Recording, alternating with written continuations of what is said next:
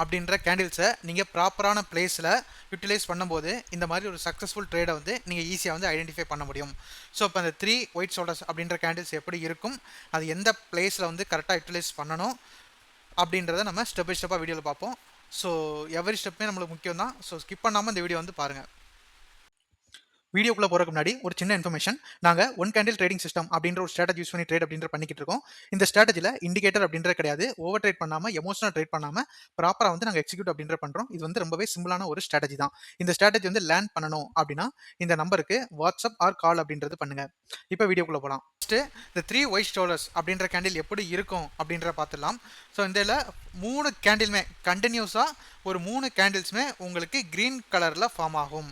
So இங்கே பாருங்க 1 2 3 இந்த மாதிரி 3 கேண்டிலுமே உங்களுக்கு கிரீன் கலரில் ஃபார்ம் ஆகணும். ஸோ அடுத்து ரெண்டாவது அந்த 3 கேண்டில்லையுமே உங்களுக்கு பாடி வந்து 70% மேலே அந்த கேண்டிலில் பாடி இருக்கணும். ஸோ ஃபார் எக்ஸாம்பிளுக்கு இங்கே எனக்குள்ள விக்கு, இது பாடி, கீழே விக்கு.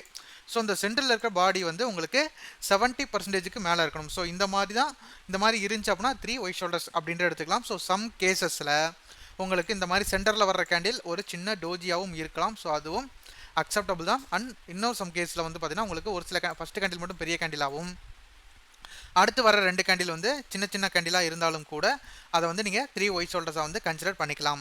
ஸோ இப்போ 3 ஒயிட் ஷோல்டர்ஸ்னால் என்ன, அதோட கண்டிஷன் என்ன அப்படின்ற உங்களுக்கு கிளியராக புரிஞ்சிருக்கும். இப்போ இதை மார்க்கெட்டில் எந்த பிளேஸில் யூஸ் பண்ணணும் அப்படின்ற பார்த்துடலாம்.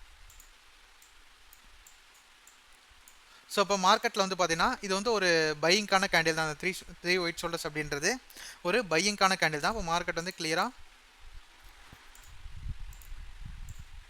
ஸோ இந்த மாதிரி உங்களுக்கு மார்க்கெட் மூவ் ஆகி போய்கிட்டு இருக்குன்னு வச்சுக்கோங்க.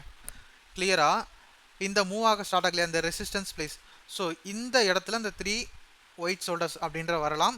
ஸோ அடுத்து மார்க்கெட் இந்த ரேலி ஸ்டார்ட் ஆகிற இந்த இடத்துல உங்களுக்கு இந்த 3 ஒயிட் ஷோல்டர்ஸ் வரும்போது அது அக்யூரஸியாக இருக்கும். டவுன் ட்ரெண்டில் நீங்கள் அதை பார்த்தீங்கன்னா அதை ஸ்கிப் பண்ணிடுங்க. இது அப் ட்ரெண்டில் வரும்போது மட்டும்தான் இந்த கேண்டில் வந்து உங்களுக்கு நல்லா வேலை செய்யும். இது வந்து ஒரு ட்ரெண்ட் கண்டினியூஷன் கேண்டில். ஸோ இப்போ இதோட ரியல் எக்ஸாம்பிள் அப்படின்றதையும் பார்த்துடலாம்.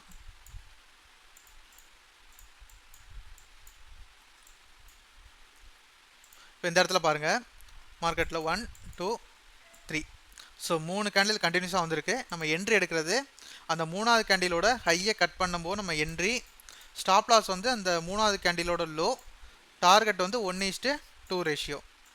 ஸோ அடுத்து அகெயின் இந்த இடத்துல பாருங்கள் 1 2 3 ஸோ 3 கேண்டில் கண்டினியூஸாக வந்திருக்கு.